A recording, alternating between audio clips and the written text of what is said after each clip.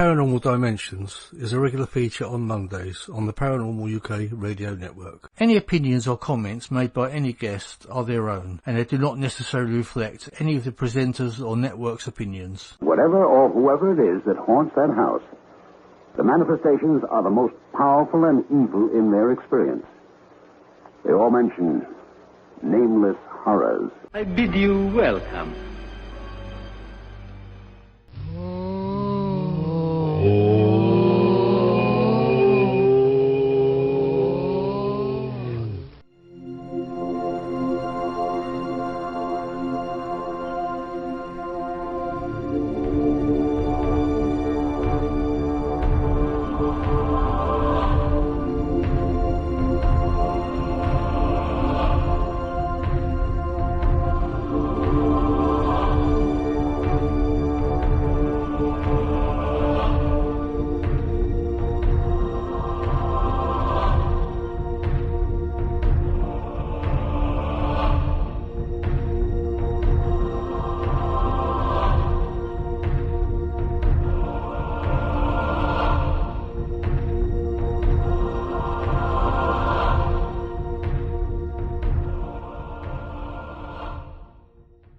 This is Sacha Christie, and you're listening to the Paranormal UK Radio Network, the UK's biggest paranormal network. And this is Paranormal Dimensions with David Young. For me, this is the kind of show that I like doing most, where you basically just have a freewheeling discussion, have a chance to go off on topics. That's what's going to make you an outstanding player in the field. Just keep doing it.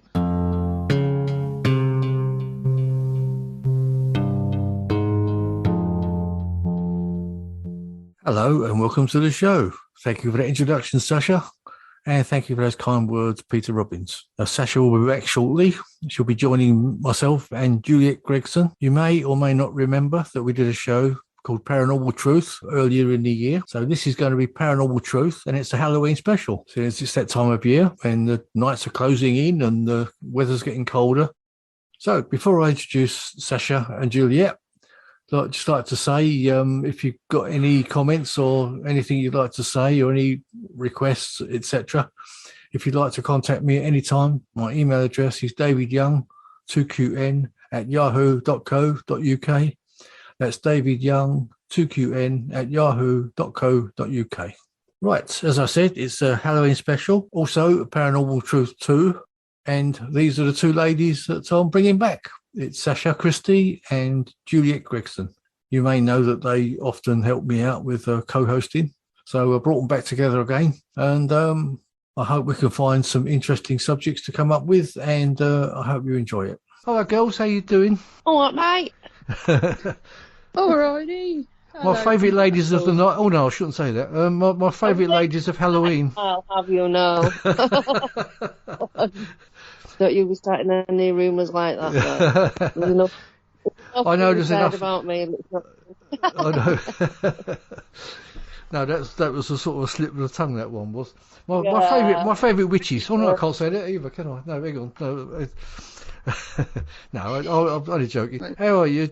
You're right. Yeah, good. Yeah. You, Juliette? Good, keeping busy. I've been writing stuff for the local local newspaper. And she hadn't replied in like 3 days. And I was like, hello, Claire. Hello, Claire. Have you got my emails? Because she's done that before. And she replied and she said, I've got them. I'll send you a schedule of when they're going to be in the paper. It was like, I was just thinking, are my emails working? So I was emailing people going, have you got my email? It's like, yeah. I mean, if it's anything like me, I mean, I'm getting stuff I just can't keep up with it all. And you're probably the same, Sacha. And I suddenly remember, I think, oh my God, I didn't answer so and so, or whatever, you know. And it's sort of, and I'm sure things do sort of, you know, you forget things completely in the end. You know, I know it happens to me. But well, I don't go on Messenger all the time now, so I find myself going on it. I'll see there's a load of messages, so I kind of hop from one message to another, being efficient and, you know, like replying, and then I get all these replies all at once, and I'm like, oh, and run away. Yeah, I know. Well, I spend a lot of time on Telegram now, or, you know, not so much on Facebook. And just trying to keep up with all the Telegram stuff is a nightmare. you know. Yeah. Talking about nightmares, it's the Halloween week. We're on here to celebrate and talk about. Is that what we're talking about? That's what we're talking about. Yeah, well, supposedly. Right.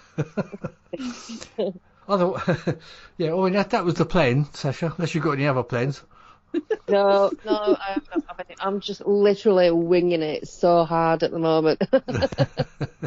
I guess that a good way to start off this show for the Halloween week is, I guess we've all got our favourite movies and books and things. I mean, what would your favourite movie say be of the things about Halloween-y type of things? And I don't mean the Halloween slasher films, you know, because that's not kind of what Halloween's about, is it? Really, it was just like a face mask. You know, I mean, sort of ghosty sort of films. One of my favourites is, and people think it's dead cheesy, but I don't care. The Others with Nicole Kidman. Oh, I know when that she's one. in that old house, Yeah. and she thinks she's being haunted, but in actual fact, she's dead. Yeah, it's the reverse, isn't it? Yeah. Yeah, totally. And I actually feel like that sometimes. I actually think, am I dead? Is this the afterlife? Is this place also bloody weird? Yeah, but I mean, it's like you say. I mean, they're around us all the time anyway, though, aren't they? You know, according to my understanding, anyway. Yeah. Yeah, I got one of those SLS camera apps that maps people out, you know, and absolutely cracked myself. I put the camera on in the living room, and this little figure popped up by the dollhouse. I am an idiot. Stop that right, Stacey. Cleansing. It's probably nothing, probably a toy or, you know, I don't know. But, what about you, Juliette? What are your favourite films? I was about to say that was a jolly good choice. Damn good film. Mine's slightly more Rosemary's Baby. Oh, yeah, I remember that one. Yeah. It's clever because you never actually see anything. It's all what your mind conjures. And I think sometimes that is the scariest thing. Your own head. Yeah. Haunting of Hill House, the original one, you know, the black and white one. Saw that because there's not really much that goes on in that. It's all suggested. Yeah. Is that the old Vincent Price one? No. I can't remember the actress. But there's just like a bit of effects where the walls are kind of breathing a little bit and there's some banging going on and she's in her bed and she thinks she's holding her sister's hands, but then you realise that her sister's at the other side of the room, so whose hand is she holding? Yeah. And I was a teenager when I watched that and I was so spooked out by it. It was just all my imagination though. Yeah. They're probably the best type of films, really, the ones that are like a psychological type horror, aren't they? You know. Yeah. I've mentioned, I think one of my favourites is Stephen King, The Stand. Well, it wasn't Stephen King. It was his story. No, sorry, not The Stand. That's another book. The Shining is what I'm actually thinking of. But then I was going to go on and mention The Stand, which is like an epic. I don't know if they've really sort of managed to put that out on a film as such yet. You know, like 20 million hours long, wasn't it? Yeah, that's right. But The Shining, I would say, is probably one of my favourite sort of spooky films. You know, apart from our old favourite, The Exorcist, which I think everyone sort of, brilliant film when it first came out. You know, everyone was walking out the cinema and feeling ill and all. I'm not actually sure if I ever saw that at the cinema. You know, The Exorcist. I think the first time I ever saw that was on like a VHS tape. You know, I might have seen it at the pictures. I can't actually remember. VHS. VHS, yeah, you remember those? Yes, certainly do. Yeah. Still got one. I like The Thing. I think the Kurt Russell, The Thing, the original. Yeah. It's a bit, you know, like old, but it's still good with the. But anyway, the special effects in that are absolutely freaking amazing. And they have stood the test of time as well, and the story's great. I absolutely love that film. Yeah. I'll tell you, I used to love the old Hammer horror films as well. I mean, I used to go to the cinema regularly to see those, the old Draculas and you know, Christopher Lee and Peter Cushing and all that sort of stuff. You know, The House That Drips Blood. Sort of popcorn horror, but it was fantastic. Yeah, they were sort of great. Their own genre, weren't they? That was great. Oh, but then there was all the 80s ones. There was like Phantasm, wasn't there? And what else was there? Extra. Do you remember Extra? Do you ever seen that? No, I don't think I've seen those. Oh my God, that's like a bad acid trip and a fortnight in a bad balloon. Honest to God. There's a creature, and it's somebody who's got like a fake head on, but they're walking kind of, like backwards. Oh, right. Hands on their feet, but there's kind of like, like the hypermobility people who can dislocate their arms. So the face is actually pointing up, but it makes it, the prosthetics have made it look like the head's pointing down, so it's all bowed. Oh, it's so ugly and rancid. And then there's this little dwarf running around and all kinds of mad stuff going on. And the thing is, this woman, she gets attacked by this thing, and it puts her like a weird tube down the throat. And then she lies on the floor, and she's obviously been impregnated by this thing. And the baby grows into a full-size person in like about in like a couple of minutes. Oh. So that's all, but it's all old special effects, so I love all that. What was the name of the film again? Extra, XTRO. It is absolutely. I'm just writing. I'm going to check that out. Yeah, I think I remember seeing like the VHS covers for that. I don't know if I saw the film. It's. Well, my dad's a special effects guy, wasn't he? So when I was a kid, all that was going on in our house was anything to do with those films and how they were made, and my dad doing his own stuff. So, it was like I watched Howling when I was about 9. Oh, that was a good film in its day, The Howling. I've been terrified of werewolves ever since, because they walked up right through the trees. That's the only bit I can remember. It's like burned into my brain. Scanners, where the guy's head explodes. Oh, Scanners is another good one. That was a David Cronenberg film, wasn't it? Yeah, so my dad was into all that kind of stuff, so it was just all going on. Yeah, I remember seeing Scanners. I think there was 2 films together like that. That's when you used to get 2 movies at once, in the same program, wasn't it? I remember seeing Scanners, and there was another good one. I can't think what the one. Anyway, but yeah, Scanners was a good film. Oh, what about The Creature? Do you remember that one? I want my cake, Bedelia. It's my birthday. I want it now. Yeah, no, I don't remember that one. Like 4 different short clips, and it was done by Stephen King, and he's in it actually because there's a meteorite that hits the ground, and everything gets covered in green stuff, including him. Ah. Not ringing any bells. Oh my God, missed a treat. Missed a treat. Oh, so get these written down. Should take some notes of some of these things. I've probably missed a few. That's what I'm doing. Absolute classic, yeah. I'll say you mentioned werewolves. I'll tell you one of the good films. Well, I thought it was good at the time. Was when do you remember? Oh my God, what's his name? I forgot his name slipped my mind now. He was always appearing drunk on on some of the shows. Oh God, hang on, they'll come back to me. Oliver Reed. Oliver Reed, that's right. Oliver Reed did a fantastic werewolf film because he's got that sort of look anyway, hasn't he? Definitely. Or he had that sort of look in his younger days. Yeah, a wolfy sort of face. Yeah. But I think it was called Curse of the Werewolf. It was called, and in its day, it was brilliant. Because they were sort of all colour, the early colour sort of horror films, because they used to sort of make them in black and white, didn't they? Yeah. And my favourite film used to be Dracula. The old Vincent Price, Peter Cushing films. Yeah. I mean, Christopher Lee was great as a Dracula thing. And also, I mean, some of the old Bela Lugosi ones, although they look a bit comical now, but they still had their creepy moments. They had an atmosphere about them. But I think the funniest thing that I ever saw when I was a child was Nosferatu. Right. I mean, my sister saw it. It was on Monday in the afternoon, and we watched it, and it was absolutely hysterical. Oh, it's that silent film, isn't it? The silent movie. We were like really little.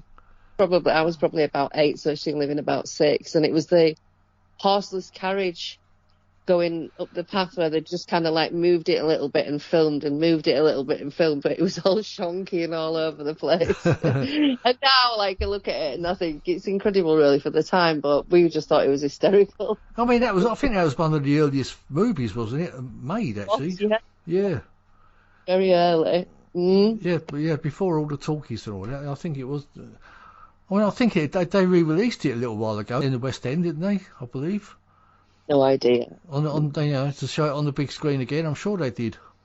It's mad, isn't it? Like, I was just thinking then, oh my God, when I was little, they were still showing black and white, no talkie movies on the TV regularly.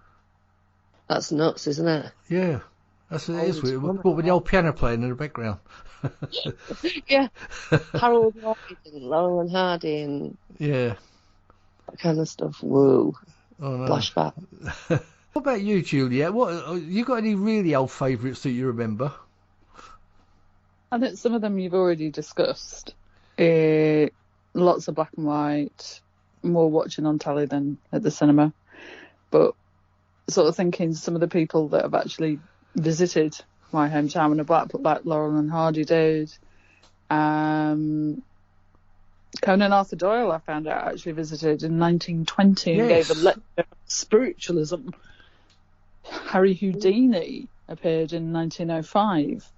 So it's sort of interesting sort of seeing who has visited and done weird and wonderful things here. Yeah, I think a lot of people don't realise that these people were actually into spiritualism and all sorts of things, weren't they? Paranormal. Definitely. Most definitely. It's just sort of looking back and thinking, Sunday afternoon, it's raining, what's on telly? And it was usually BBC Two, I think. And it was like, you'd be there, comfy cushions, beanbag, hot Vimto in my case. Well, you had the also had a few of the old TV shows like The Outer Limits and One Step Beyond and all that sort of stuff. I can't. What was the others? Prisoner. I remember being taken to Port Merion by my parents on holiday, and it was like, "This is Prisoner," and I'm just looking at my dad like, "What the hell is he talking about?" Yeah. And then after I'd watched it, it was like, "Oh, I get it now. Why you made me stand on a chessboard and then chase me down the beach." But they were very liberal in that respect. I was allowed to watch. Yeah, but basically what I wanted. But was that? Would you say that was in the paranormal genre? It was a bit weird, was Prisoner, but then again, when you sort of read up about the chap who wrote it, and obviously it was Patrick McGowan. If I've got this wrong, I'm sorry. Yeah, Patrick McGowan was the star, and also I think he wrote it, or had something to do with the producing a bit and all. Yeah. People today are still discussing what the hell he meant. It's like the last episode. It's like, was he running the place? Was he not running the place? I mean, the opening scene is one of the best ever. That's, if I ever have to quit a job, that's what I want to do. Yeah. Well, the thing was, you didn't know what his name was, did you, innit? No. No, but did you know that prior to that series, I know we've gone off to paranormal a little bit here, but prior to that series, he was in a series called Danger Man, where he played a secret agent. So it makes you wonder if the Prisoner was actually the same character in a different series, but you didn't, but it sort of didn't refer back to his old series, sort of thing. That's why I always looked at that. No, it's just interesting being sort of. It's like I didn't, Sacha, you talking about your dad. That's like, wow, I would have loved that. He was like, take me to. It's just fun. It's like my dad used to work for a hypnotist, which I've talked about before. So I used to get to go and watch the show. So that was, to me, it was normal.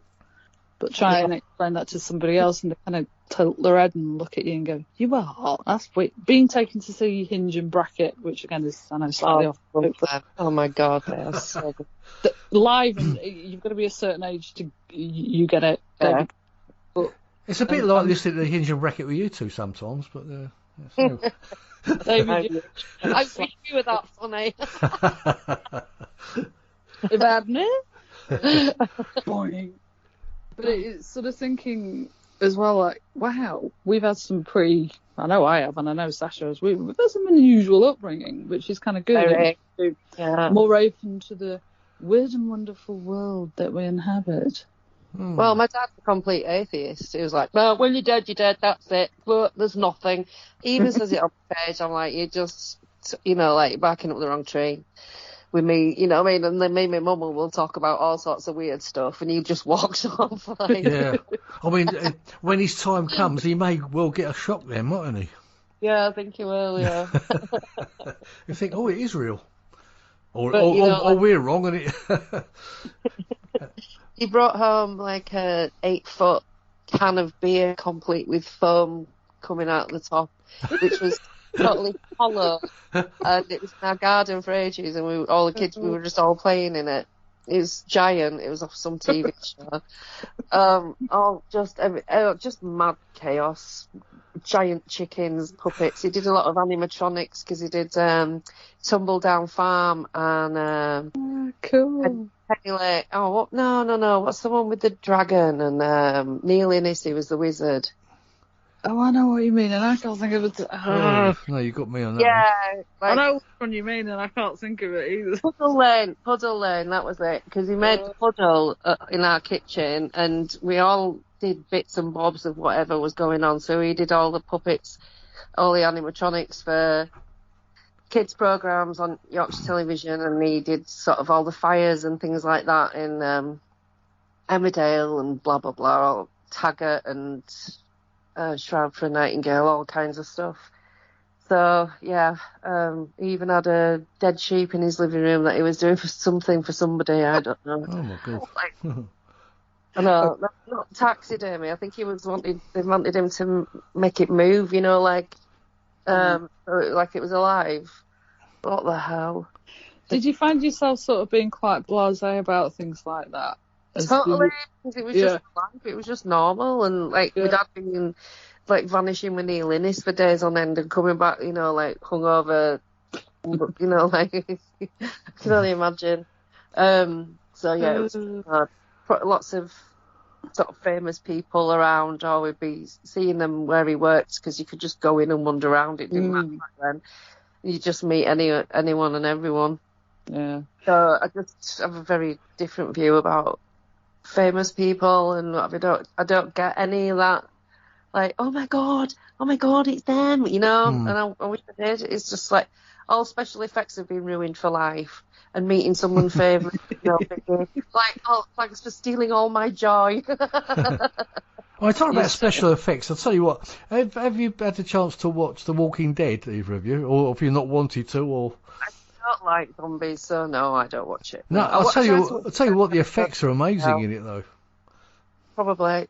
It's all the people who could dislocate the bodies and then do weird things, and it just freaks me out. And then they're all so fast now. What happened to the slow zombies? I stand a chance against slow zombies.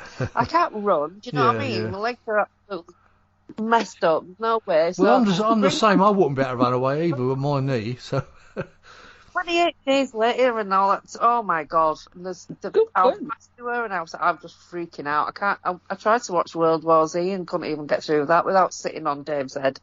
So I mean, the thing is, the actual. You can take away the ridiculousness of it, because it is kind of ridiculous. But then again, when you look at the way the world seems to be going, it's not quite so ridiculous, is it? No. And try and put yourself into that position that it was actually real, and it would be absolutely. I'd be dead. I can't run that quick. No, I mean it would be absolutely terrifying, wouldn't it? If you imagine that you're like, No, I have a big gun. Well, yeah. I mean, in The Walking Dead, they're always whacking them on the head or putting arrows through their eyes and stuff like that. It's I'm sure that if there were the three of us behind a barrier or whatever, we would fight to the best of our abilities. Of course. You'd have to it'd be for your own survival. But that's very nice of you to consider me as is any use in that kind of situation, because no way. I freak out at everything, you know what I'm like? No. I'm completely freaked out.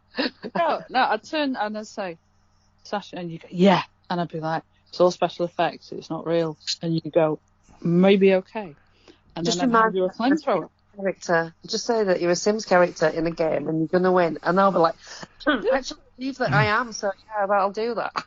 There you go. It's just misdirection in a good way. Yeah, no, imagine it's not. Imagine it's actually real. Do you think you'd get to a point where it wasn't terrifying anymore to see all these things running about and that you're smashing them over the head and whatever? That you'd get so used to it, like they seem to in the TV show. David, I live in Blackpool. This is the kind of thing we see on a Friday night. Well, I apologise to all the people living in Blackpool, but that was Juliette that said that, not they me. They would be agreeing. Yeah. There's certain spots that probably I can think of, and probably Cat David and Sacha too. It's like, should I walk here with no protection? You know, with there's areas throughout England, Scotland, and Wales that you just don't venture out. It's true. Well, yeah, I mean, I suppose that's the same anywhere in the world. I mean, it's, you say that about anyway. There's places in London, there's probably places around Canby Island here that won't want to be walking about at night, you know, although it's quiet as it is. But I'm sure it happens anywhere. But there you go. It's just, well, I think a lot of the horror is in your mind anyway, isn't it? The terror that you feel. That's what I've found in the past. So there's that scene where they're in that house and then all of those zombies come round. There's like hundreds of them, and they get in the water and they're in the boat and they're getting away on the boat, and then all them zombies are just completely insane, savage, and fast. Yeah. I really thought I was going to have a heart attack. Yeah. It honestly, like, the anxiety and my heart rate, it's ridiculous, and I know that it's not real. Probably better than most people. Yeah. What about? No, but I'll say, I can remember one of the old Hammer horror films called Plague of the Zombies. It was nothing like some of these later ones. You know, the effects and the makeup, and it's phenomenal what they do now. Yeah. You know. Oh, but we've missed out the... Why? How could we not even remember this one? With Carol Ann. They're here. Oh, yeah. Oh, my days. That film is just so class. I can't believe I even forgot about it. Wow. It is good. There's a lot to be said for some of the Hammer ones and for the sort of weird 80s ones. Oh, they're great. I mean, they were great. The old sets and that they used to use in the Hammer films, they were probably all cardboard and that, but they looked fantastic. The old castles and all the Castle Dracula and all that, you know. They had a sort of atmosphere about them. And, of course, Christopher Lee was a regular, wasn't he? He did other ones like Rasputin and stuff. That was a good film. Oh, that was a good one, yeah. I vaguely remember that. Oh, I'll tell you what, one of the best ones was Dennis Wheatley. I don't know if you've ever read any Dennis Wheatley stories, books. The Devil Rides Out was probably one of the best ones they did. I can't remember what I read of his, actually, but I do remember reading them, because my mum used to read all these books, and, like, our house was just stacks of books everywhere. My mum would read about 3 or 4 a week, so she had all them. So I read a few Dennis Wheatley and Eric von Daniken. Oh yeah, Eric. Yeah, and then I read all the Stephen King stuff, and I probably shouldn't because I was about 12. Yeah, I've read most of the Stephen Kings, or the earlier ones anyway. I don't read them now. I don't really get the time. But some of the earlier ones, obviously The Stand and The Shining, and all those, and Carrie and Christine, and about the creepy the car that kept Cujo. Yeah. What, Juliette? Cujo. Oh, Cujo. That was a dog, wasn't it? Yeah. And Pet Sematary, another one. Oh, that was so spooky, that. Whee! Gerald's Game as well. I haven't read that one. Was just absolutely mad. All right, so Pet Cemetery, that proper creepy fest, wasn't it? Yeah, the Pet Cemetery was, yeah. Yeah. It's probably... Creepy little kid. Little evil dead kid. Yeah. Children.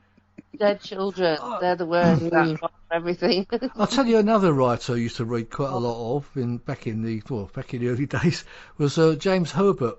Things like The Fog and Rats and stuff like that. Yeah. They were really good. Yeah. Well, I don't know if is he still around, James Herbert, or did he die? He's probably gone now, I should think. I have a clue. Not got a clue. No. Because I think he was probably getting on a bit when I was reading these books, but so he's probably not around anymore. But they were good in their day. Anyway, I mean, around in your areas, is people putting their Halloween stuff out already? They're all around here.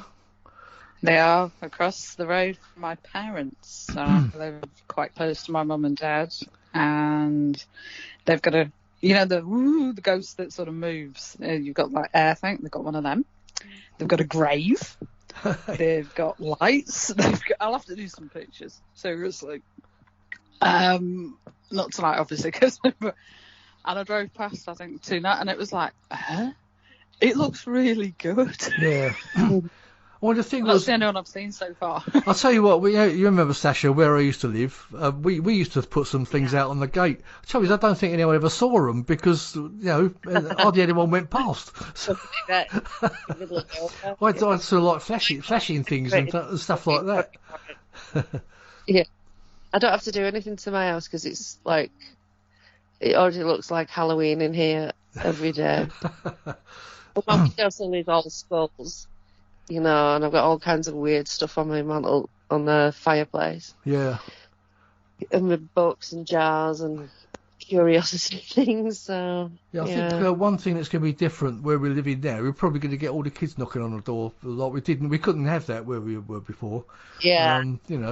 So I should probably be in throttling mood by next week. No, I'm not. But it's all part of the thing. I know, yeah. I'll just let Jill answer the door. That's all. Or we put all the lights out and make out nobody's home. I like the little tiny baby ones, that can only just started walking. Yeah. They haven't got a clue what's going on. They're just like looking at this angel with sweeties. Yeah. I saw a post on Twitter today, and they were saying, are you going to trick or treat? Yes, no. One bright spark said, "Oh yes, I'll let them trick or treat. However, I'm going to cable tie my gates so they can't get in." And I thought, okay, how big are the gates? Are they going to break the gates? Are they going to climb over the wall? I was just thinking of all the weird ass. Well, there is a chain. You could always use a chain rather than a cable tie, maybe. And he was like, really? And then people were just jumping in going, why? You'll break the gate. It was just from something so simple like, are you looking forward to it? It just morphed into weirdness, but that's Twitter for you. It can be spectacularly stupid. Really good at times, but also spectacularly stupid. It's like, why am I reading this? I'm just as bad. I didn't reply, but I was more like, what? People do this? I remember years ago when I was a kid, Halloween wasn't the same as it is now. We never used to put out loads of stuff and all that. Maybe we didn't have the money, I don't know. But I don't remember all the outsides of the houses being done up as much as it is now. And kids going around the doors and things. I remember just walking around outside with a turnip that my dad had hollowed out and put a candle. Turnip. Oh wow! No, that's what we used to do. Turnips. Yeah, and that was it. There was no going to anybody's house or whatever. We just like. That's a new one on me, a turnip. I know about the pumpkin and all that. Now, where did that originate? The pumpkin? You got any idea? Nope. I think it's just because they're ripe at this time of year, maybe. Oh, what? And that was the only reason. They just sort of because there's not much else you can do with a pumpkin, is there? I don't know if people make pumpkin soup and stuff, but I don't know what else they can do with them. Ice latte, pumpkin pie. It's like lots of pumpkin things. But some of them, as I say, some of them are massive, aren't they? We've got a great big one that Jill's going to hollow out and make a and I'll say to her, what are you going to do with the rest of it? She says, I don't know. So I don't know. Perhaps we might get a pumpkin pie or something. I don't know. Yeah. Turnips, I think, are more scary than. Now, come on. How's a turnip scary? Come on, Juliette. Well, if you look at pictures afterwards of a turnip and then against a pumpkin, the turnip to me just looks more. It's savage. Yeah. It's an evil vegetable. Let's be honest here. It's an evil vegetable. Really? It does look evil. Yeah. Look after. I shall never look at a turnip the same way now. Smiling and happy or whatever, but you can't make a Swede or a turnip look happy. They just look menacing. Thank you. Right. I shall remember that next time I look at a turnip, I'll think of that. Right. Listen, witches, where they came from. Your traditional pointy hats, broomstick hats, cauldron. Shall I tell you where all that came from? Yeah. Yes, please. Okay, so way back when, women used to brew all the ale and all the beer, and they would use psychoactive ingredients like mandrake and henbane and salvia divinorum and sage and all kinds of other plants. But a lot of them, these have healing properties. They don't make you bloated and fat like beers with hops. And there was one made out of, for 10,000 years, called Groot, which is like Labrador marsh, like a rhododendron, and it's very potent. All of these things are toxic on their own, but when you brew them into alcohol, they're not. So that's where you get all of the ingredients being added to a cauldron from, because they had the big pot to boil all of this wort and mash it into ale. So because people couldn't read back then, and so there was no signs outside shops with ye olde beer or whatever, because nobody could read. So there were like visual signals. So in the crowd, if you saw a tall pointy hat, you knew that was a hawker selling beer. Now the broom, obviously you need the broom to sweep the floor, but the broom was the visual signal that beer was being sold. So they would hang the broom above the shop door so that the people in the crowd could say, "Oh, right, I can go get my beer from over there." The cat was for catching the rats, etc., and the mice around the grain and everything. So, and they then were demonised because men came in, of course, and took over brewing. They demonised the women, said that they were poisoning people. There were actually there was like a civil war over beer being changed from all of those things into like your standard Pilsner type beer, where they're using hops, where everybody was complaining they make a man bloated and lazy and fat. And there's no merriment and violence and all this. So, yeah, it was, everyone was kicking off. But obviously the elite are the elite and they do whatever they want. They did it back then and they're still doing it now. So, yeah, but anyway, that's where your pointy-hatted witch came from, and all the hubble bubble, toil and trouble, chucking ingredients, I knew whatever, blah, blah, blah. But these were ingredients of the beer that they were brewing. Right. So they weren't all sort of old haggy-looking women then, probably. Because, the typical witch-looking, he's got a lot of big nose and all warts and stuff like that. Yeah, because these were family businesses, so you've got your old and your young working together, it was a family affair. But, yeah, that's how the brewing industry changed completely, and the female brewers were literally painted to be evil witches and then were actually murdered for being witches. So yeah, that's what all that was about. So that's where they say witch's brew came from, no doubt. Is that what? Yeah. That's interesting. Great. Thank you, Sacha. I'm going to read up on that more if that's okay. It's very. So I did not know that. So as far as witches, as far as you know, did witches come up with spells and things to cast on people and sort of turn them into toads and stuff like that, or is that just all fairy tales? Trust me, if witches could turn anyone into toads, the entire government would be hot. Well, okay. Well, I apologise to the UK government if you're listening. No, I agree with you. They just look like normal people because they were just herbalists and healers and psychic, intuitive, whatever. Like so many people are. It's nothing special. Is that a lot of people are very in tune and maybe not to any like major degree, but. Oh, I knew you were going to call. Oh, I knew that was going to happen. Oh, I thought about you yesterday.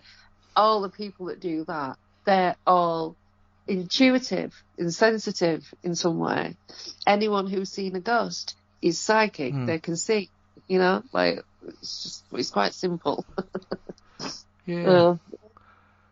Fair, talking about seeing ghosts, have you been on the paranormal investigations lately? No. Not since just before COVID. No. some pubs over in Birkenhead. Now, over the wall. Since the last time I spoke to you two lovely ladies, I've been on a couple myself. I went to Wisbeach Castle about, how long ago was that? About 6 weeks ago, I guess. Yeah. That was quite interesting. There was a point where I was asked to go and stand by a fountain, which was, Wisbeach Castle is not really a castle. It's like a house that sort of stands in the middle of where a castle used to be, I think. It's kind of what it's really like. So it's like a big house, really. And it's got like gardens. And there's like a fountain in the gardens, which is not working. But anyway, I was told to go and was asked to go and stand by the fountain and see if I could come up with anything, if anything sort of entered my mind. Anyway, I did. I sat there for about 10 minutes sort of thing, and I had this funny feeling about monks and things like that coming into my head. Now, I'm saying it now because later on, I was asked what I come up with, and I said, well, I had this feeling of monks and everything, and Viv, who was running the thing, said, oh, that's interesting. Well, later on in the night or the evening, well, it was the night actually, early hours of the morning, the curator, or the person that was taking us round the house and doing the sort of paranormal investigation and everything, he started talking about monks that used to be on the grounds. No. So I'd obviously picked up on something, and I don't class myself as being psychic whatsoever, but Vivian, who was doing the thing, she told me I was a little bit, and I said, well, I don't really. She said, if you open your mind up, and she says most people can do it if they put their mind to it, but that kind of shocked me a little bit, that the fact that I was coming up with these things, and there were actually monks on the land around that area, so that was quite an interesting evening. Interesting. And one I did a couple of weeks ago was when we had a really stormy night. We went to Hastings, and it was the Crime Museum we went to. And it was a really dud night. I mean, we left by 10 o'clock. It was only because it was right next door to a club, and it was boom, boom, boom, boom, and it was terrible, and I could get no atmosphere at all there. I was just really disappointed with it. It was quite an expensive evening, that was. You could have saved yourself money and just asked Malcolm, was it any good? Well, yeah, Malcolm's not there. Yeah, that's right, that's true. I mean, no, the actual venue itself was interesting, they had all sort of like murderers' weapons and the acid bath murders and things like that. The acid bath there, and now whether it was the actual acid bath, it could have been any bath, but they said it was the acid bath murders were carried out in it.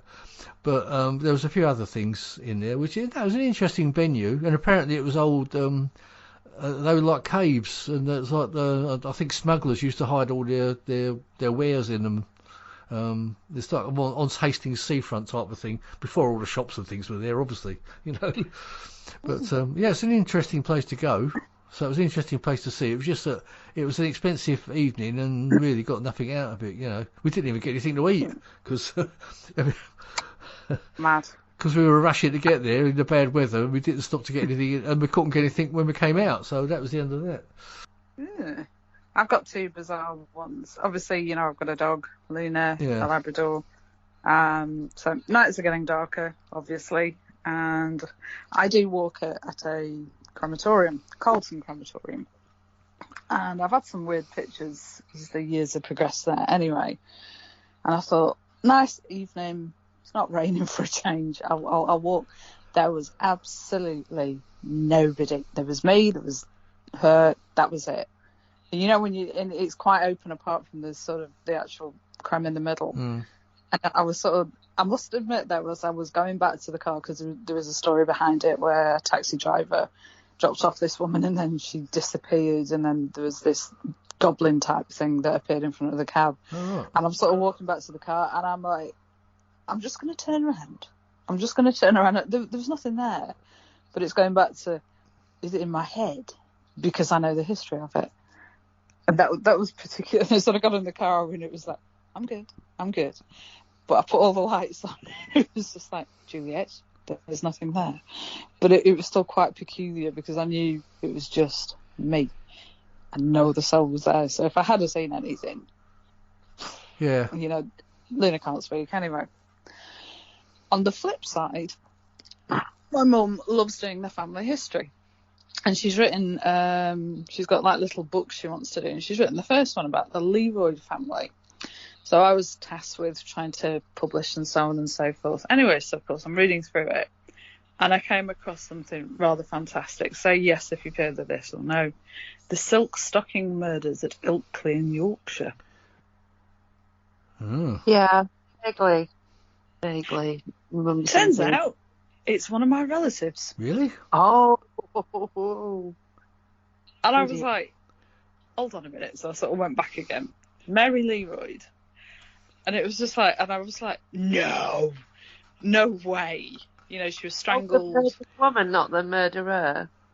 She was murdered, but it was like. Oh, I thought you meant you were related to the murderer. Yeah, I did. Yeah. Yes, the Leroys are part of the family tree, so tracing. But I don't understand family trees because my mum's better at it than I am. But she was like, "Oh yes, this is one of our relatives." I was like, "Oh, hold on a minute," and she said, "Mary Leroy was 1929." And basically, she was strangled with a stocking on a vacant plot of land in Ilkley in West Yorkshire. It was like, oh. So when I read the chapter she's written about it, it was like, oh my goodness. And there's a lot more that she didn't fit in that was kind of superfluous to the sort of backstory. But it was like, oh my goodness. But there was other bits she sort of threw. And I was like, is there anything else I need to know about? Okay. But it was like, wow, I need to write about this for the Haunted magazine, to be honest, because I thought that's fantastic, because usually I just write about Lancashire, but I thought I can sort of steer slightly into Yorkshire now. Ish. Yeah, I mean, that murder there says a bit about, was she targeted or was it just a random? Because we've got access to more than the newspapers had, sort of read, and I must admit I went away and I did an awful lot of reading about it as well. She was a bit flighty, and this was one of the really old relatives that we met when my mum was sort of doing more of the tree, and I said, what do you mean flighty? And she went, you know, flighty. Yeah. Okay. Which you could interpret into anything. It was just very bizarre, because I thought, did she know the attacker? Was it just a random man? Yeah, I don't think it was a woman. It's one of those sort of, you know, like who's Jack the Ripper? Yeah. I don't think they're ever going to find out. I mean, it was really interesting, sort of going, oh wow, we've got a murder in the family. That sounds awful, doesn't it? It's almost as good as the hello, I see dead people. Oh, yeah. Okay. Or I see this. To me, I'm like, okay. Nothing shocks me. I mean, probably if you went back into most people's family trees, you'd probably find there's some sort of strange deaths or murders within it, I would think, somewhere. I didn't expect that one, because I had heard about that before. I've heard of a silk stocking murder, yeah. Whether it's the same one, I don't know. I didn't attach anything to it until Mum sort of said, oh yeah, you know, this is what I was like, oh. Oh gosh, yes, you know, if you sort of televise this, nobody would believe you. It was like, oh my goodness. Oh yes. We were very peculiar back in the day. I was like, oh, you got a TARDIS now. But it's like you say, if you sort of dig back a bit, it's just fascinating, because I thought I want to know more, so I'm going to probably do that when I can't go out filming things and writing things. I thought, yeah, it's something I do want to sort of pick up on. It's interesting. Yeah. Well, it's coming to that time of year now. We can all stay in and do a bit more reading and that, can't we? Try and steal Facebook. But I've got a few books I want to try and catch up on. Actually, one of the ones I've got on my list to read is the Paranormal Case Files with Malcolm Robinson's book, Volume 3. That's one of the ones I've got to try and catch up with, because I'm actually in that one as well. There was a story, I've told it on this show a couple of times, where Malcolm and I were at the Nottingham Halls of Justice. And I don't know if he's told you this one, Sacha, I don't know if you've heard it, but Malcolm and I were walking up the steps, and there are stone steps from the cells down below, and we were sort of right close together, coming up these cold steps in the dark, and all of a sudden there was a sharp crack behind us, like a whip crack, you know, and we both stopped. We thought, what was that? And there was nobody behind us, you know, and anyway, I think Mal, I don't know if I had a camera, like a camera torch or something, and he went down the steps, and he found a stone on the step, and he picked it up, and it was warm. Now, I don't know if it was that made the noise. All we know is there was like a sharp crack noise behind us. And Malcolm's written it in the book as like the apport of the Nottingham, the Halls of Justice apport. He's put it down as it's on page 96. Probably about 3 pages of it, I think. Yeah, so that was quite an interesting event. I don't know if you've ever experienced apports, anyone, Sacha or Juliette? Yeah, I have actually. Yes, I have. I lived in a house in the early 90s, and oh god, all kinds of weird stuff was happening. But one day I was talking to my friend, she was around, and was going to give her some diuretic tablets that I had, because she said that whatever. Anyway, these tablets were absolutely striking blue, and I kept all medications and tablets in an ice cream tub in a cupboard in the cellar, which was actually our kitchen and bathroom. And so we went downstairs, and I got the tub, I brought it out, and I put it down on the worktop by the bathroom door, and I took everything out, put it on the side, there was nothing there. And she was looking in another cupboard. I said, I'll have a look in the bathroom. I went into the bathroom, which was right next to, it was like, you know, in the cellar, like the kitchen. And I looked through, like, my makeup bags and another bag or whatever, and I came out. And as I came out of the bathroom door, I seen the ice cream tub, and they were in the tub, facing up, bright blue, like, you could not have missed them. There's just no way. I said, Ali, they're there. And she was like, oh, just as we're talking about, yeah, because I've been talking about all the activity that had been going on. So, yeah, that there was nothing in that tub. And then when I came out of that bathroom, there they were. I don't care if people believe me or not. That house was mental. You're talking about noises that you heard behind you. I heard them in midair, in my face, and there was nothing there.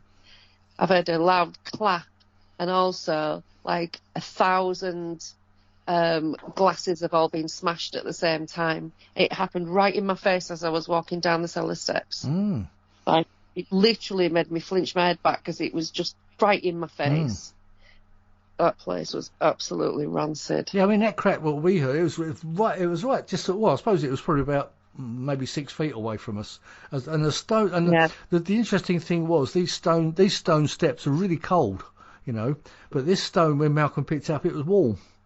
You know, as if it was, it's like a smooth stone, you know, which was, and the only thing I can say is that if somebody had thrown that stone, normally if you throw a stone on the stone steps, you'd hear it bouncing, wouldn't you? You know, this was just like a one crack, and that was it. There was no bouncing noises or anything like that. So I don't know if it was that stone, but I can only assume it was because of it being a different temperature to what the stones, to the steps were.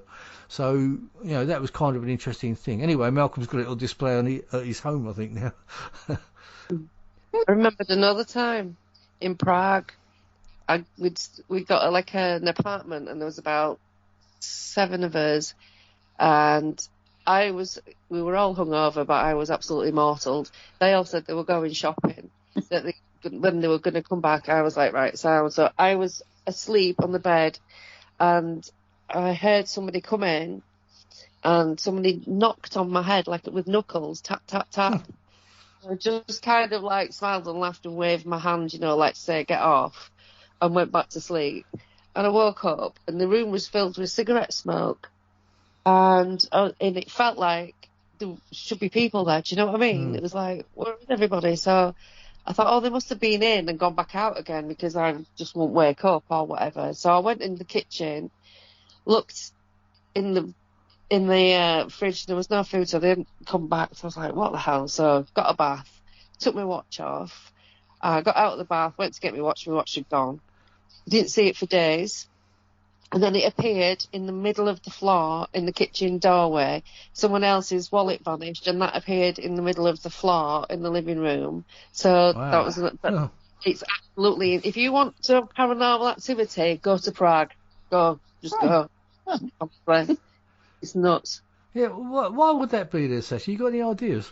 There's so much death. They used to throw people off the bridge all the time. There's like this old castle. It's a proper old, like everything there, the architecture. It's totally ancient. And that Prince Charles Bridge or King Charles Bridge, whatever it is, there's like friezes, depictions on the walls of what they used to do, and they just used to throw people off it. So when I was on there, the bridge, and I was trying to take photographs, my camera just kept jamming. It wouldn't work. When we got off the bridge, it would work. I tried to take a photograph from this mad-looking glass building at one end of the bridge, and the thingy just jammed. It wouldn't go back in. It absolutely knocked my camera. It was insane. If you want paranormal activity, Prague. Wow. Just go, just get a room anywhere. Everywhere is so old. There's so much history there, and yeah. Well, if there's anyone in Prague actually listening to this, please get in touch and tell me of any stories. Such a beautiful place as well. Yeah, I mean, I'd love to go to some of these places. It's a bit like sort of Transylvania, isn't it? It's that type of. Is that a type of place? Yeah, because it's like a proper old castle with turrets all over, and all the roofs are like pointy and everything. It's just so beautiful. It's just amazing. Yeah, I mean, they look really spooky, but they look fantastic as well. Those old castles. Yeah. It's a bit dodgy as well because there's a lot of pickpockets, thieves, people. There's all the sort of like sexy time stuff going on, and big drink culture on the night. Well, that's around in most places, isn't it? Yeah, but it's full on. It's full on. Is it? So, yeah. Yeah. I mean, some areas that you won't go to, but mostly there's some lovely like bars and things that you can find. But as you walk in between places, you're going to get people trying to drag you into the bars. Every single bar's got somebody outside trying to get you to go in it. So it's a bit mad like that, but yeah, it's a beautiful place. I wonder if they do ghost tours like they do in most cities, like London and whatever. Oh, they will do, yeah, definitely. I mean, if, like you say, if it's got a lot of activity like that, they must have some fantastic tours, I would have thought. Yeah. I don't know if I didn't look at the time. It was just me and a couple of friends and some of their workmates. So I didn't even know the other people, but it was a mad one. Yeah. Julie's gone quiet. Are you still there, Juliette? I was thinking. Oh. Yeah, hello, amazing. I thought you were gone off for a minute. No, I was just thinking about something. Because obviously you get, the closer we get to Halloween, the more we're going to get things on telly about ghosts or, whatever's going on. But I was thinking about like local folklore. There's certain things that they always sort of seem to bring out, like Pendle Witches, as an example. Yeah. And it's the same thing. It's like the same story. It's like, I remember years ago sort of seeing an article in the newspaper and they said, we found a house, and it wasn't, a friend of mine actually lives up near Pendle, and he went, it's not a witch's house. But again, it's sort of going back to what Sacha was saying. There's things that are perpetuated through television and through the written word.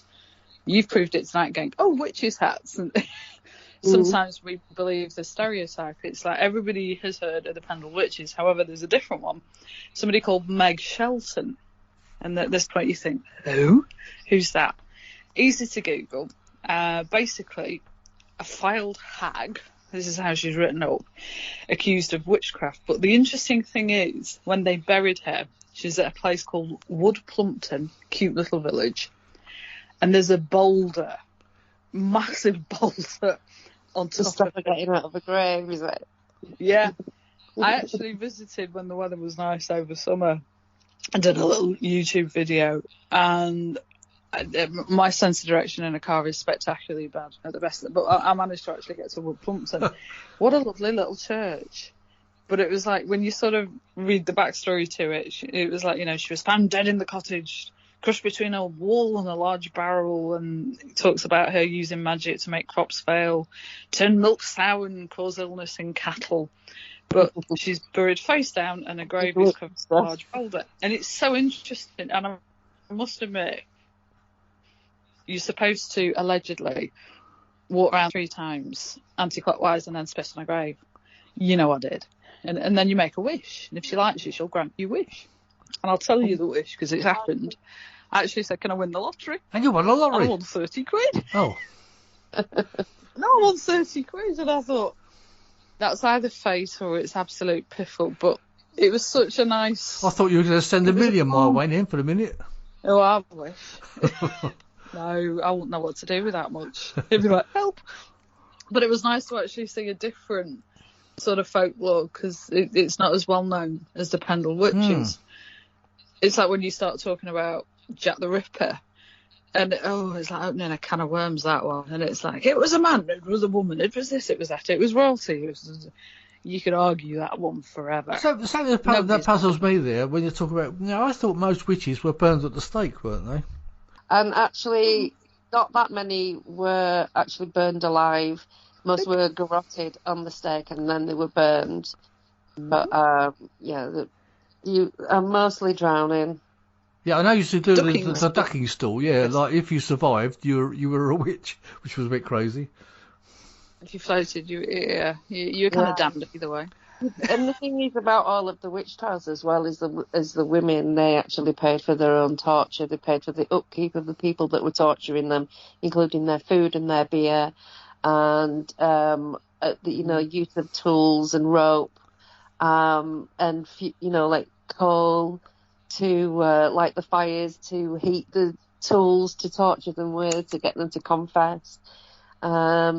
I've got a book in my bookcase and there's a full tariff of charges. So basically a lot of women with property, they were targeted because then they could just help themselves to the stuff and just torture her to death. So it was quite a good racket, and once they stopped people being able to make any money from it, it died off pretty quickly. That's crazy, isn't it? Yeah. Oh. But again, it's like you'll find sometimes that the same myth perpetuates. Unless you research it. I mean, I know Sacha has, obviously. And we're not doing it to sound all so, I know better than you. It's just educating. That's all we're trying to do. That's it. This is why we do podcasts. This is why you do. Well, that's right. Blogs. I mean, nobody do interviews. This is why. Yeah. Nobody can know everything about everything. I mean, we're always learning a little bit every time we do these shows. I mean, I know I do. I mean, that's why I do it. Half a reason. Although I'm going to give away a little bit of a secret. I'm actually thinking about cutting down to, instead of doing one every week, I'm going to do one every 2 weeks in the new year, I think. Because finding 52 guests and doing one every week of 52 weeks is heavy going. It's hard work. Well, when I was on the network with Access Northwest, and I was like, I just don't even know if there's 52 people on the scene I actually want to talk to. Yeah, I'm finding guests okay, and I find I've had some fantastic guests. But actually, sort of keeping it going, and going into next year and finding another 52 guests, without finding the show going a little bit. I don't want to call it stale because of the guests, because it isn't, but because of me. I mean, because of my limits of what I know and what are the questions you can ask, you end up asking the same kind of questions every time, and it kind of, although the guest has obviously got a different story every time, but. I mean, I'm actually thinking of, I'll get to show 200 and call it quits, I think I might. I might do something a little bit different, I'm not sure. But that's my plan going forward anyway. So you've probably got me for a couple of years doing this yet, but probably every 2 weeks rather than every week. I mean, it might be worth loosely sort of plan for a show, a podcast every couple of weeks. Yeah, that's what I'm planning. Yeah. Well, I'm flaky anyway. I want to try and do more of these as well, where we got like maybe 2 or 3 of us on the show rather than just me and a guest. You know, like having sort of like 3 people talking, because I think you can get more out of. Because the other person sort of doing the co-hosting, like we find when we've done it before, they can come up with more questions and put more into the show. You know, it's that's what I find, rather than me having to kind of dig up questions, or because sometimes you do. I mean, I'm not criticising any guest whatsoever, but sometimes it's a bit of a hard slog trying to come up with questions because they'll give a short answer, and then you've got to come up with another question. You know, and try and keep it going. You know. Yeah. But I've learned things. To me, doing the podcasts, you learn something. You know, I've learned other little bits about witchcraft that I'm going to go away and research, because it's like you could do an entire program on that and you wouldn't scrape the surface. You know, the herbalism side that interests me as well. So thank you. So no, that's right. I mean, that's the thing. We always learn something, don't we? So it's always good. To be honest, that was more towards Sacha. No, I know, that's what I'm saying. It's always good. That's what I mean. It's always good for a lot. We all get something out of it. I mean, I don't know Sacha because she knows so much already, but I don't know. I want to know. You know, just this has become a little. You know, I've obviously always been interested in witchcraft and stuff, but the most recent thing about the witches and the beer, it's not witches, it's just women brewers. When in lockdown, I got bored. I got a book, Sacred Healing Beers, and all the information's in there. And I was like totally fascinated. And it was because I'd read an article somebody had written about what they'd read. So I went looking for the book that they referenced and bought it, and it was just brilliant. Sacred Healing Beers. There's all the recipes in it, but there's all the history as well. And so some of the plants are just impossible to get, so I started growing them. So it's become like this horticultural thing where I haven't got anything brewed at the moment or brewing, but I am actually about to brew something for Christmas. So, and I grow my own mandrake and henbane and all that kind of stuff. And so I've kind of been a bit of a gardener now. So it's in my mind when you said Mandrake. There was a Mandrake the Magician in the early days. There was a comic strip. Do you remember that? You're showing your age, David. Oh, okay. You're showing your age again, shut up then. I think it was way before Doctor Strange. I think it was. Anyway, I'll cut that bit out. Could I get it off Amazon? What, Mandrake the Magician? No. Forgive me for asking. Is it easy to get hold of, or is it not? Yeah. So I read the magazine thing and then just went and looked and found it straight away. Thank you. Sorry, I was going to say if you've got a link, am I allowed to have it? No, it's just like, ooh. I know I'd find it interesting. My mum would as well. Books, like my mum had stacks of books, but hers were all fiction and mine are not about. Mine are all about plants and magic and aliens, but I never read the alien ones. I keep buying them, but I never read them. Yeah, do you think that's why we've got so many different types of beers? Did they come from because of all the different witches in the past? Brewing is so easy. It's absolutely ridiculously easy. I just couldn't believe it. You just need to throw a few things in a bucket, put the lid on, walk away, leave it, and then come back a couple of weeks later. And, you know, if there's any sediment or whatever, you have to put your bottle in it or put a bit more sugar in it, then bottle it, and then leave it, and then in a couple of weeks you can drink it, and it's fizzy, and it's just like, what? That is ridiculous. Really? Oh, I've got some old socks and an onion. I'll go and do that, won't there? Yeah, that'd be nice. So the book is written by Stephen Harrod Buhner, Buhner, and author of Sacred Plant Medicine. I've not got that one. I'll have to get that one. So it's Sacred and Herbal Healing Beers. It's called. Thank you. I mean, further on from that, Sacha, didn't you have a book of spells as well? Oh, I've got loads of books like that. Now, yeah. Linking that to... people who starve with presents. I was going to say, linking that to the witches and the witchcraft. Obviously, they must have used these spells at certain times on people. or did they not? Or was that just all fallacy again? Well, most of the women accused of witchcraft were not witches. Most of the women who died were not actually witches. So where did all the spells come from? Well, I suppose... Or were they from people like alchemists? Because they were actually mixed up in a lot of... were they really witches as well? Alchemists? But you see, it's just people and, like, puppet dolls and things like that, voodoo dolls. Every magical system has got its mirror with another one. So you don't need to appropriate or anything because everything is kind of mirrored.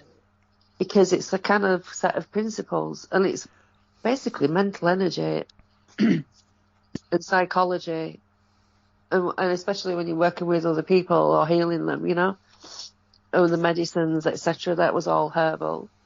So for spells and things like that, people would make puppet dolls and then put needles in them, and that's the same as a voodoo doll. Do you see what I mean? Yeah. And it's just... ill intent or positive intention, whatever it is, it's you throwing energetic daggers into somebody else's energy field. Right. Yeah, so really that's just like a target for your intentions, really, like the doll. Yeah. Yeah, for, you can really... They call it psychic attack. If somebody's been spoken about badly, or any ill will is being fired in their direction. If a lot of people can concentrate on that, like, when you're trolling somebody, that's basically what's happening. That ill will.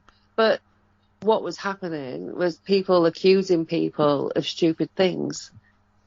And it was a lot of hysteria, and most of the people who died were not even witches, so it's kind of calling them witches isn't right. Do you know what I mean? Yeah. I mean, we've all heard about the witch finder general. I'm not sure if he got up your way, did he, Sacha, in Liverpool or in that area? He was sort of all down this area, wasn't he? I don't know about around here. No, I think he was sort of like the Anglia area, and I believe. Yeah. Yeah. The only sort of stuff I know about here is very basic, and it's all about the Viking invasion. Everywhere is named. It's all of everywhere is a Viking name around here. Yeah. Liverpool is Roby means lookout or lookout point, and this was all marsh area, and there was a lookout point here. They found a longboat somewhere nearby, and there's a ghost story of the police officer and the guy that he was chasing that saw a Viking longboat complete with green cloud and lightning sailing past them, past the church, and sailed into the ground and coming down towards our house from the church just up the road. So there was water here, and that's the path where they took was all, wet. But not when they saw it. Obviously, it was 1,000 years ago or whenever. So this police officer, this guy, they've seen this happen and gave statements. And it was only because of the police officer, because he was so normal and stern, that they believed him or something like that. But yeah. So we've got our own ghost Viking longship. Ghost ship sailing past. As you do. Open curtains. Oh, you're right, love. Yeah, I'm fine. The ship's gone again. Okay. Yeah. I think the Vikings got around quite a lot in Great Britain, didn't they? Back in the early days, it seems. I wonder if they actually sailed round the island, because we are an island, or if they actually went across land. I wonder, it crosses my mind sometimes. Like just landed on different places. They both, didn't they? Because they put wheels on the boats to move. They were very savvy. Yeah, I know where I used to live in Southwark. That was quite an early settlement for the Vikings as well. We had what's the name of the place? I forgot what it was called. But they got a lot of Viking bits and pieces there. Sutton Hoo, wasn't it? They got the Viking helmet and everything. Yeah. Now, I don't know about up your way, Juliette. I don't know if the Vikings ever got up to Blackpool, did they? More sort of Kirkhamish, more Lancashire, to be honest. Blackpool didn't really exist until sort of recently, when you think. But you've got like Ribchester, as an example. Kirkham, more like the villages. There's a place we term as Overwire. So you had salt mines. There's a place called Cockasand Abbey, which I visited. Oh my God, it's fantastic. It's like from the 12th century. Oh, it's just beautiful. It's really desolate. It's just, and you got views of Morecambe, but unfortunately you can see Haitian Path Station as well. But visiting, I was lucky enough to befriend, shall we say, or blag, and I met the gent who had the key. So I was, can we come? Because it's open like once a year, if that. But it was absolutely fantastic to go and visit. And we filmed, and it was just like, what's the history? And the guy's like 79. He's like, hello. It's like, tell us everything. It was sort of, like, and I never realised it was like a Grade 1 listed monument. It was like, is it? You wouldn't know. It's just one of those weird things that you just sort of take for granted. And he says, if you look around the area of Lancashire, he says, people would pilfer the stone. So you'd see it in barns and things. It was just absolutely peculiar. But to be fair, it's more spatterings of Lancashire. It's not very... Not really. It was more sort of, it was just like pockets of little villages that sort of kept themselves to themselves. Yeah, I think I'm coming to appreciate our country. I mean, as old as I am, I think I'm coming to appreciate our country more than I may have done in the past, because I've found we've been going around quite a bit, and some of the old villages are really beautiful. And you can imagine, you know why people like to come here. Where we jet off to Spain and America and God knows what else, people like coming here because of the history.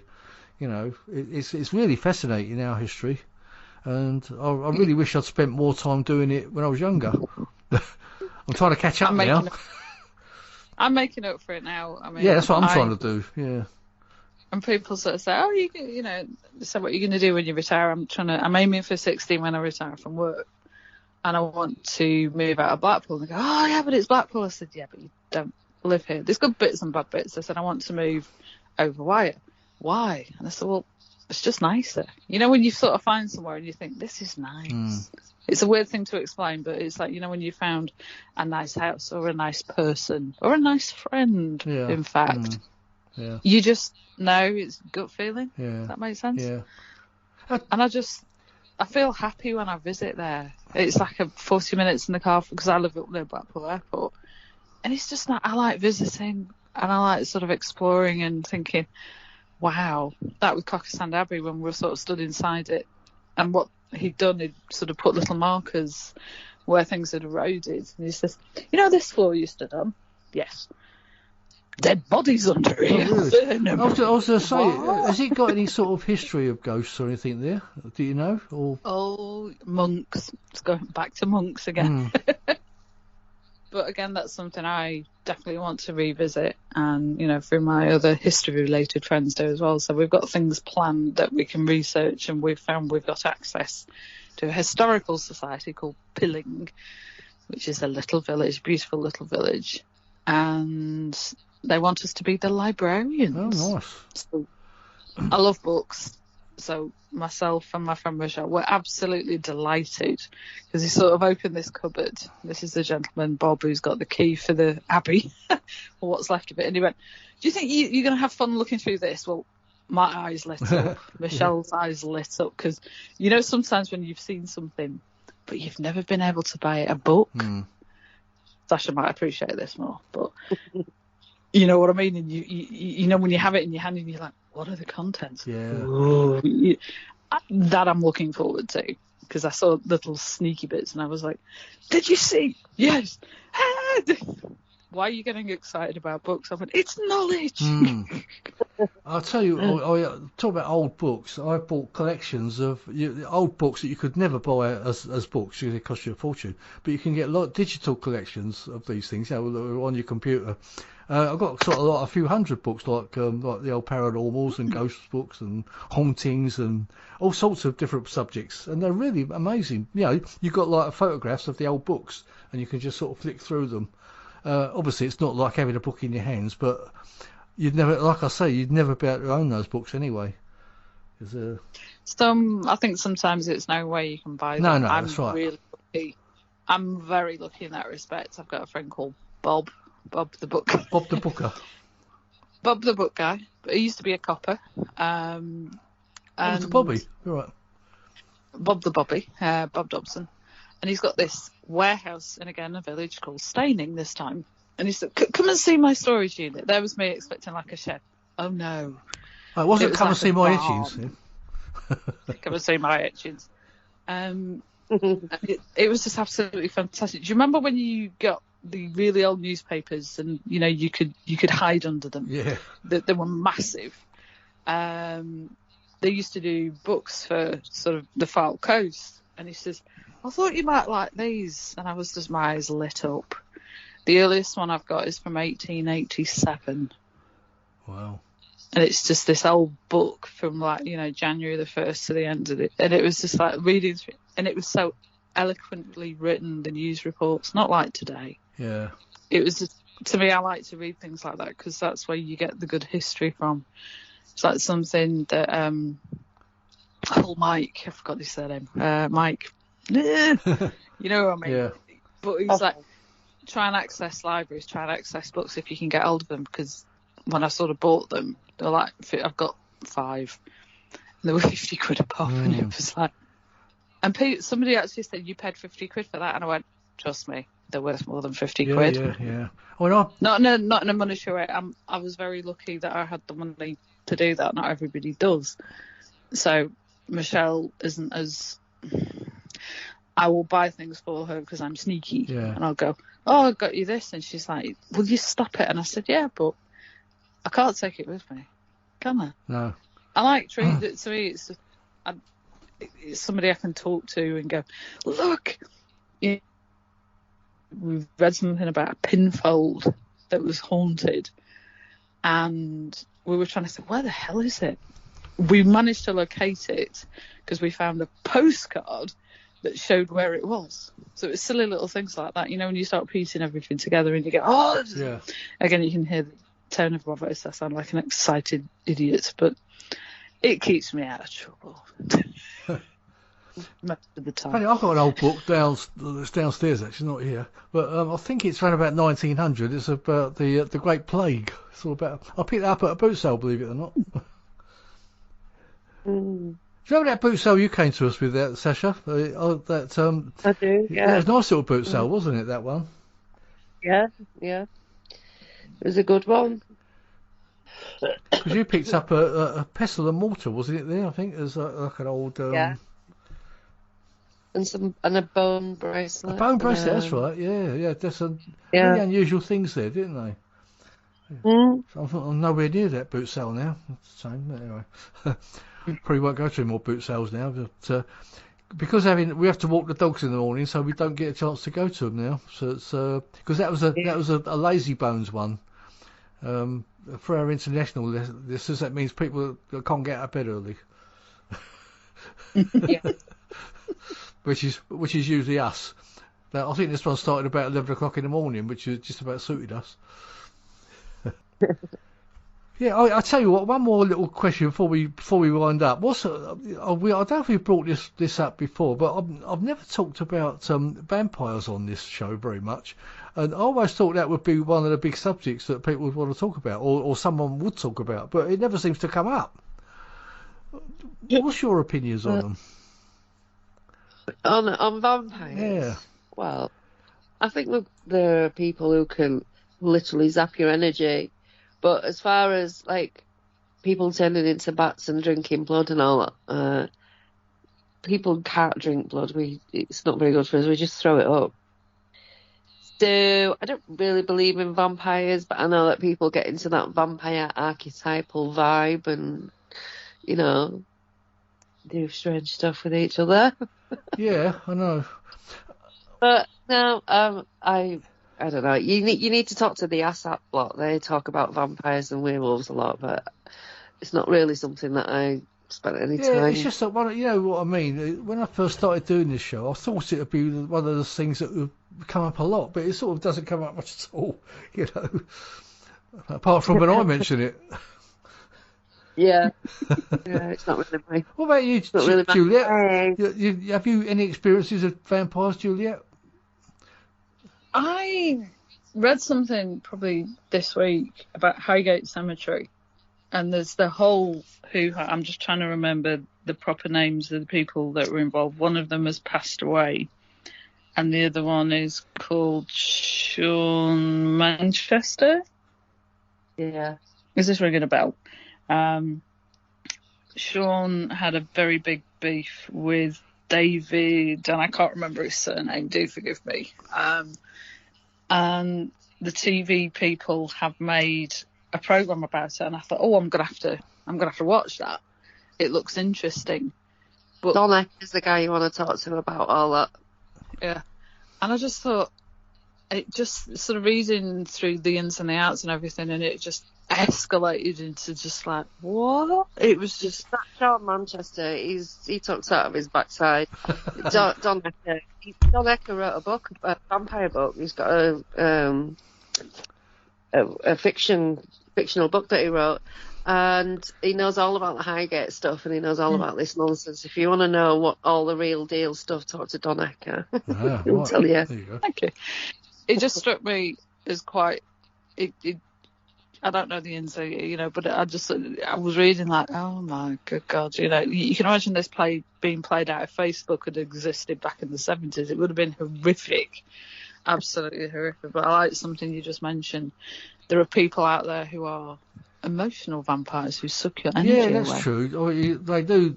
I know you've experienced it, Sacha, on Facebook and everything. You do get your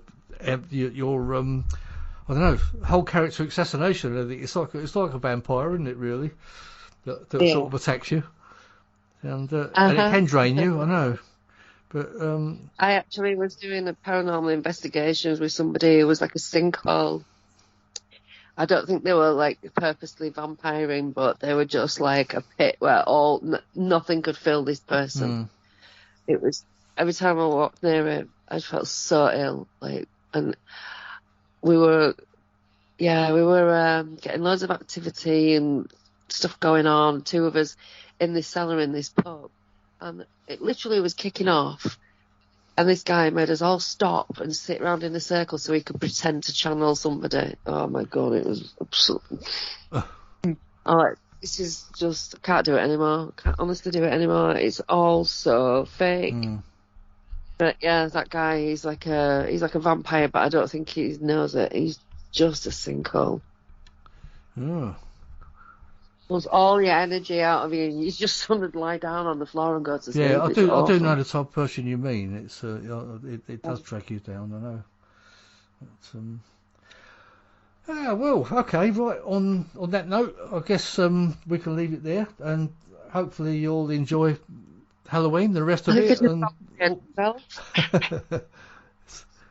Shattered all of a sudden. Oh, yeah. All right, there you go. Enjoyable, actually. Yeah, I've really enjoyed somebody must be dragging you down now, psychically. It's me. Yeah, me. I am. No, I know you weren't feeling too good, but I know you. For anyone listening out there, Sacha wasn't feeling too good, but she's braved it through. So got us through the show. Yeah, as always.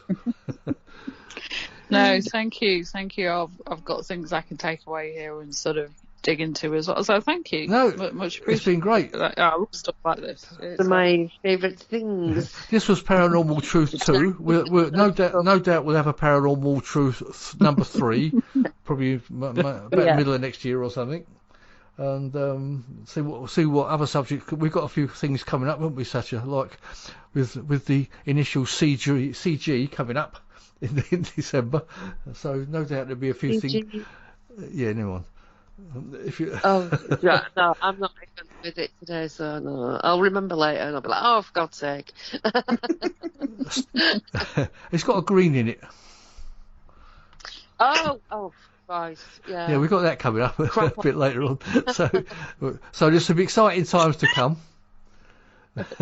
You're right, as subtle as a brick. I can't help it, you know me. Yeah, true. It's just so pathetic now, like, whatever. It's been going to come out forever. It's coming out on the day that, the anniversary of when nothing happened.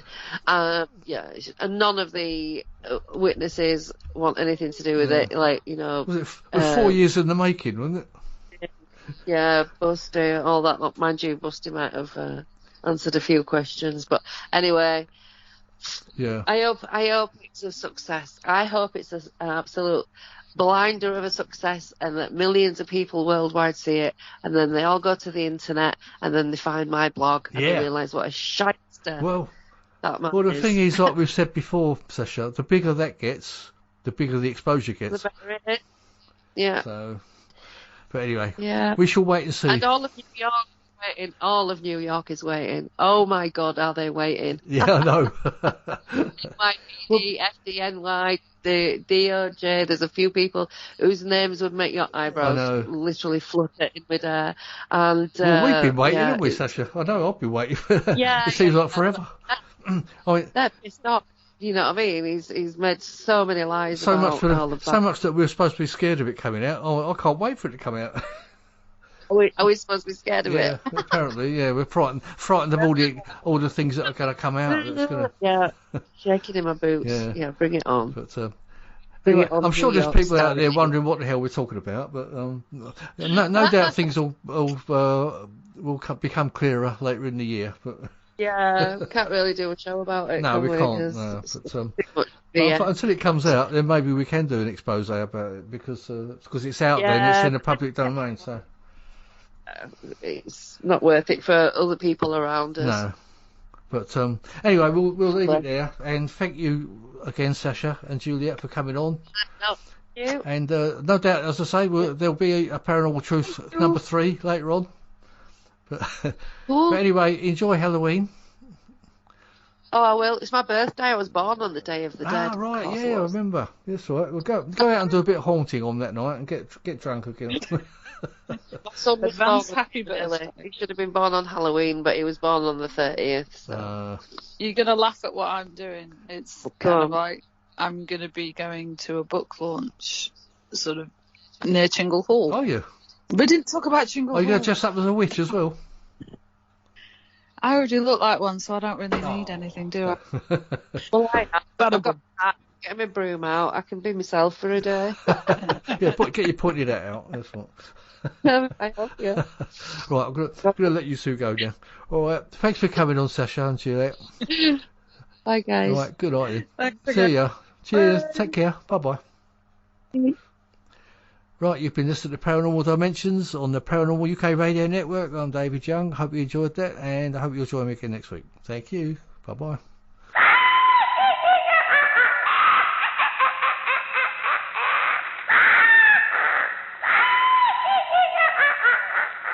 Listen to them. Children of the night. What music they make.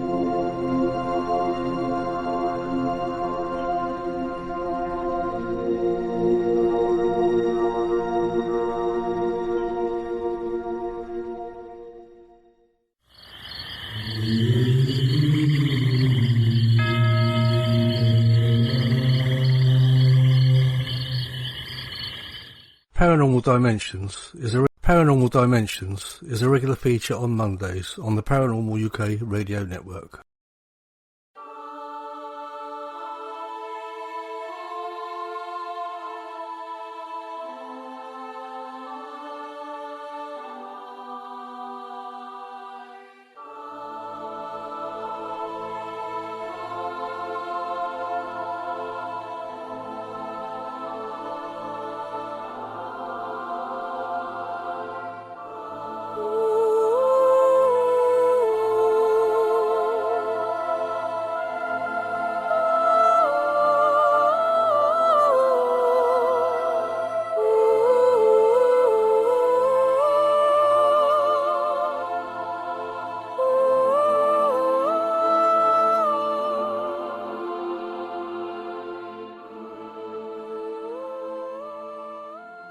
They're laughing at you. They're not laughing with you. Fine. I remember my daughter Kerry saying to me, you know, Dad, one day I'm going to be able to walk down Union Street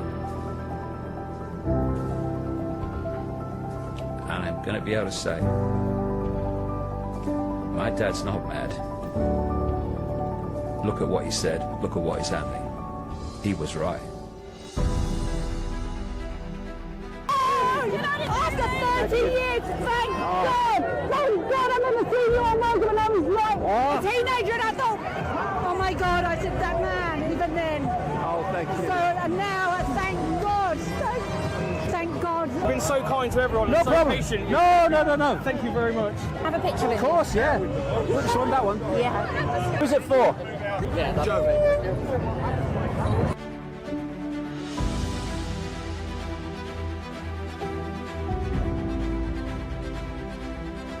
Hey! Oh, my hero! Oh, you're mine. Hey! Brilliant work you're doing. Thank you. Excellent. Oh, it's all yours. We love you. Can we get a selfie? Go on, You're then. so amazing. Go on then. Oh, well Thank done. you. We love you. Thank you so much. Thank you. Thank you. Yeah. Hey! Cheers, mate. I've been following you for years. Keep up Cheers, good work. mate. Cheers. Thank you. Thank you, mate. But how good does that feel to say that they're not laughing at you now? They're not laughing at me now. No, they're not. They're trying to ignore me. The sight of these people in these vast numbers walking through the London streets saying we're not having it anymore is it's so freaking emotional, you know. You know, I've done some things in my life, but you know, this is an incredible day for me to have seen all those years ago, those decades ago, where no one wanted to know and everything you said was crazy, and now you see the world waking up on this scale.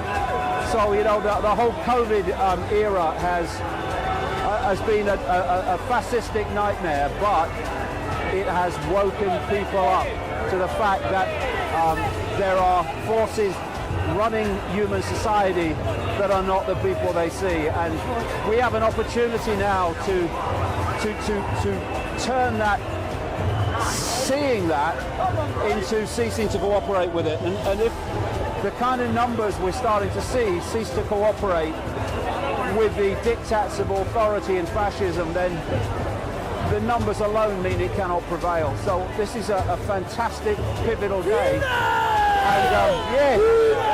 And a day that gives you enormous encouragement for where we go from here. Hey! Hey! How are you, man? Hi! Can I get a picture of you? Yeah, of course. I love this. Thank you.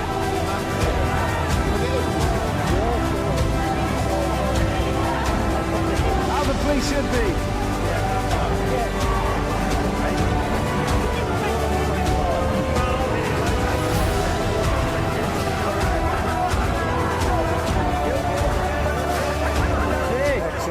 Big fan, my friend. Thank you, mate.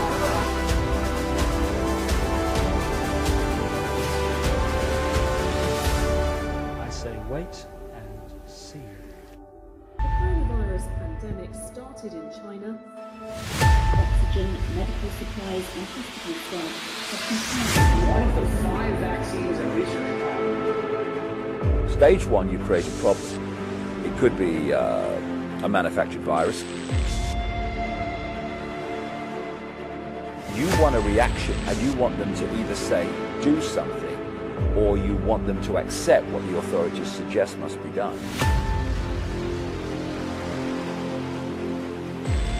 So one of the agendas is to massively cull the population. They want to reduce the numbers.